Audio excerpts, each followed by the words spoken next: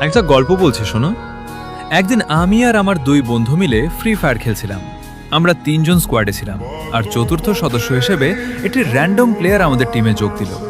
Match শুরু হওয়ার পর আমরা সবাই নিজেদের মধ্যে কথা বলছিলাম, কিন্তু ছেলেটি একদম চুপচাপ ছিল। আমরা ভাবলাম হয়তো তার মাইক বন্ধ, অথবা সে কথা বলতে পছন্দ করে না, তাই আর কিছু জিজ্ঞেস করিনি। ধীরে ধীরে ম্যাচের শেষের দিকে পৌঁছে গেলাম। তখন হঠাৎ ছেলেটি নরম গলায় বলল, রিভাইভ করে দাও ইয়ার। আমরা তাকে রিভাইভ করলাম। তারপর আমি মজা করে জিজ্ঞেস করলাম, তুমি এতক্ষণ ধরে চুপচাপ ছিলে কেন? কিছুক্ষণ নীরব থাকার পর সে বলল, সারাদিন কাজ করি, পরিবারের দায়িত্ব, চাপ, তার উপরে আবার বন্ধুদের সঙ্গে সবসময় হাসি মুখ করে থাকতে হয়। পরিবারের সঙ্গে নিজেকে অনেক ভালো আছি বোঝাতে হয়। সবকিছু মাথায় নিয়ে দিন কাটে। রাতে একটু সময় পাই, তখন দুই একটা ম্যাচ খেলি, তারপর ঘুমিয়ে পড়ি। সকালে আবার কাজে চলে যাই। এভাবেই দিন, সপ্তাহ, মাস কেটে যাচ্ছে। সে একটু থেমে আবার বলল, জানো, মাঝে মাঝে মনে হয় জীবনটা কত অদ্ভুত। নিজের কথা শোনানোর মতো কেউ নেই। মন খারাপ হলে কারো কাছে খুলে বলতে পারি না।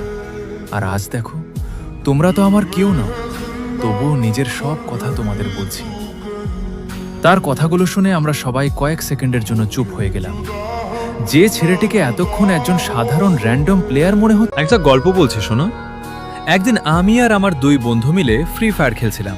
আমরা তিনজন স্কোয়াডে ছিলাম, আর চতুর্থ সদস্য হিসেবে একটি র্যান্ডম প্লেয়ার আমাদের টিমে যোগ দিল। ম্যাচ শুরু হওয়ার পর আমরা সবাই নিজেদের মধ্যে কথা বলছিলাম, কিন্তু ছেলেটি একদম চুপচাপ ছিল। আমরা ভাবলাম হয়তো তার মাইক বন্ধ, অথবা সে কথা বলতে পছন্দ করে না, তাই আর কিছু জিজ্ঞেস করিনি। ধীরে ধীরে ম্যাচের শেষের দিকে পৌঁছে গেলাম। তখন হঠাৎ ছেলেটি নরম গলায় বলল, রিভাইভ করে দাও ইয়ার। আমরা তাকে রিভাইভ করলাম। তারপর আমি মজা করে জিজ্ঞেস করলাম, তুমি এতক্ষণ ধরে চুপচাপ ছিলে কেন? কিছুক্ষণ নীরব থাকার পর সে বলল, সারাদিন কাজ করি, পরিবারের দায়িত্ব, চাপ, তার উপরে আবার বন্ধুদের সঙ্গে সবসময় হাসি মুখ করে থাকতে হয়। পরিবারের সঙ্গে নিজেকে অনেক ভালো আছি বোঝাতে হয়। সবকিছু মাথায় নিয়ে দিন কাটে। রাতে একটু সময় পাই, তখন দুই একটা ম্যাচ খেলি, তারপর ঘুমিয়ে পড়ি। সকালে আবার কাজে চলে যাই। এভাবেই দিন, সপ্তাহ, মাস কেটে যাচ্ছে। সে একটু থেমে আবার বলল,